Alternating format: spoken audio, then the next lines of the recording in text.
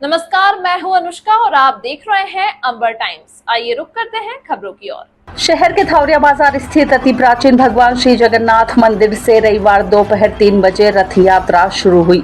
सुबह पहले मंदिर में भगवान का अभिषेक किया। दोपहर में पूजा अर्चना के बाद रथ में भगवान जगन्नाथ, भाई बलभद्र व बहन सुभद्रा के विग्रह विराजित किए।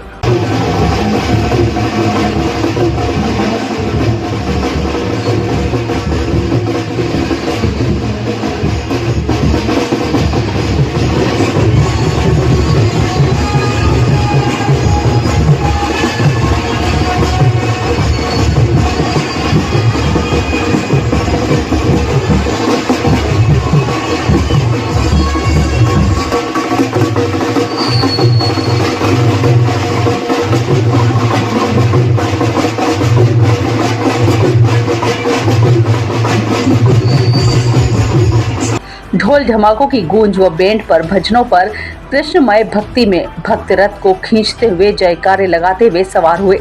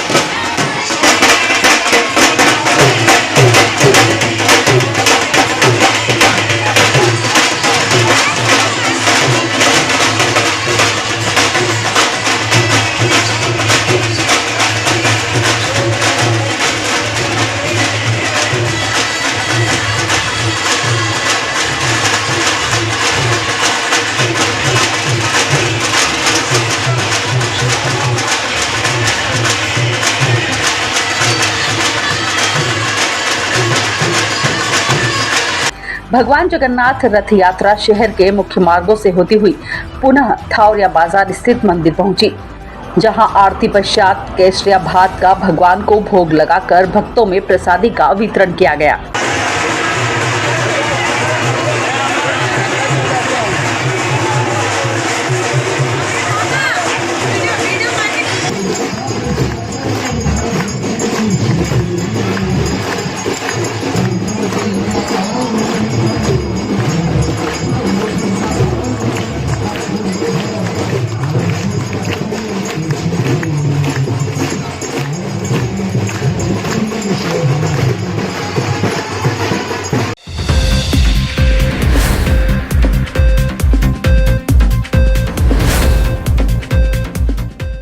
रतलाम पुलिस ने 4 माह से फरार एक फर्जी फाइनेंस कंपनी के नाम पर लाखों रुपए लूटकर फरार हो चुके आरोपी को गिरफ्तार किया है।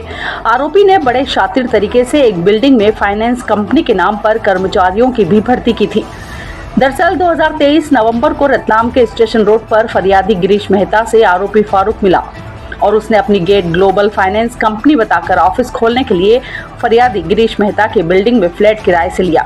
इसके बाद आरोपी ने पूरे तामझाम के साथ दफ्तर खोला, जिसमें फर्नीचर, कंप्यूटर भी थे, और फिर कर्मचारी नियुक्ति के लिए एड देकर इंटरव्यू भी किए और कुछ कर्मचारियों को नौकरी भी दी। कैशियर, ऑफिस वर्क, एफआई करने वाले अलग अलग कर्मचारियों की नियुक्ति भी की और फिर मकान loan, personal loan, agriculture loan जैसी कई स्कीम के नाम पर कर्मचारियों से कस्टमर तैयार करवाए। लोन देने के नाम पर लोगों से आवेदन लिए, उनके घर का सर्वे करवाया। लोन स्वीकृति के नाम पर सभी से पहले डिपॉजिट भरवा लिया और 122 लोन फाइल तैयार कर 40 दिनों में ही 15 लाख रुपए डिपॉजिट इकट्ठा कर लिए। इसके बाद आरोपी फारूक ने फरियादी से 37 लाख उधार लिए और कहा कि आरबीआई से सभी लोन स्वीकृत होते ही पैसे लौटा देगा। इसके बाद रुपए मिलते ही आरोपी मुंबई आरबीआई ऑफिस जाने का कहकर फरार हो गया। फरवरी माह में फरियादी गिरीश मेहता ने पुलिस से शिकायत की, जिसके बाद कर्मचारियों ने भी पुलिस को तनख्वाह नहीं मिलने की शिकायत की। फरवरी माह में पुलिस ने अलग अलग धाराओं में आरोपी फारूक पर प्रकरण दर्ज कर तलाश शुरू की। पुलिस जांच में सामने आया कि आरोपी फर्जी तरीके से अन्य राज्यों में भी इस तरह की फर्जी कंपनियां खोलकर लोगों के साथ धोखाधड़ी कर चुका है। पुलिस ने आरोपी फारूक की तलाश की और अब 4 माह बाद आरोपी फारूक को रतलाम पुलिस ने गुजरात से गिरफ्तार कर लिया। अब पुलिस आरोपी फारूक से पूछताछ करेगी और इसके साथ और कितने लोग जुड़े हैं उनकी पड़ताल करेगी। संभवतः और आरोपी इस फर्जी तरीके से फाइनेंस कंपनी खोलकर धोखाधड़ी मामले में सामने आएंगे।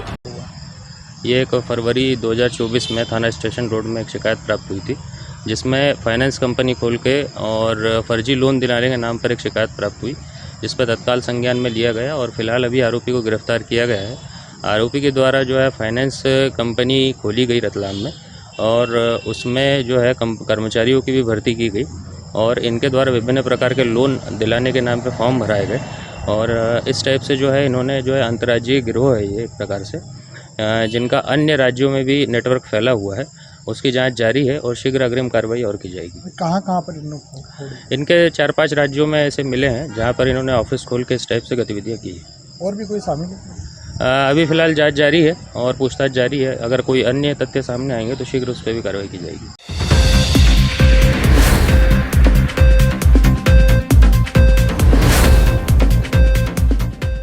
भारतीय राष्ट्रीय छात्र संगठन NSUI द्वारा आज ज्ञापन सहायक आयुक्त आदिवासी विकास विभाग रतलाम के नाम दिया गया। NSUI अध्यक्ष देवेंद्र सिंह सेचावता ने बताया, कॉलेज के छात्रों को कई बार विभाग में आने पर भी आवास के फॉर्म के संबंध में कोई संतुष्टिपूर्वक जवाब नहीं दे रहे हैं। इस समस्या को लेकर यहां पर धरना प्रदर्शन किया।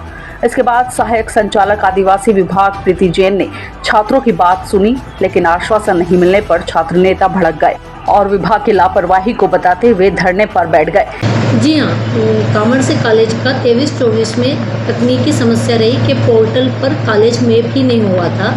उसके लिए जब विभाग को संज्ञान में आया, यहाँ जिला कार्यालय के संज्ञान में आया मार्च के एंड के आसपास, उसके पश्चात सतत भोपाल से पत्र व दूरभाष पर चर्चा की जा रही थी और आज के मैटर को भी पूरा भोपाल सुबह से जो चल रहा था प्रकरण, भोपाल को संज्ञान में लाया गया। भोपाल ने कॉलेज को मैप कर दिया है। वह आगामी विद्यार्थी अब जो अप्लाई करने की प्रोसेस है वह एक सतत प्रक्रिया है, जिसके माध्यम से इन समस्त विद्यार्थियों का कार्य हो जाएगा। गत वर्ष में विद्यार्थी आवेदन कर रहे थे, कुछ विद्यार्थियों का आवेदन नहीं हुआ होगा। वो कुछ पोर्टल पर तकनीकी समस्याएं कई प्रकार की होती है, जिसके लिए समय समय पर टिकट जनरेट करके समस्याओं का समाधान करवाया जाता है।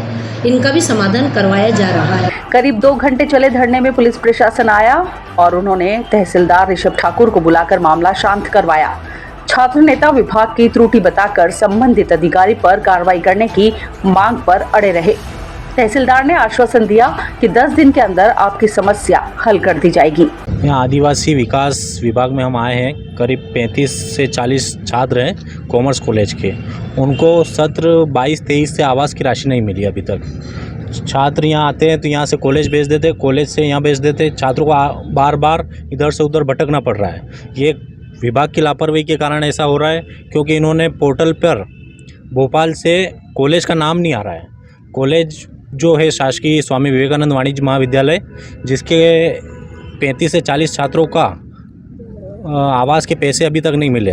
वो छात्र पास होकर अभी निकल जाएंगे, अभी तक राशि उनकी अभी तक नहीं आई, जिसके कारण सभी छात्रों ने आज यहाँ धरना दिया है। हमने सहायक संचालक मैडम से बात करी है, तो उन्होंने बोला है कि हमने भोपाल चर्चा करी है, जल्दी से जल्दी आपकी समस्या हल होगी। हमने मैडम को कहा है कि अगर समस्या 8 दिन के अंदर हल नहीं हुई तो यहीं आपके कार्यालय के बाहर धरना प्रदर्शन करेंगे और जिसके जिम्मेदारी समस्त आपकी रहेगी।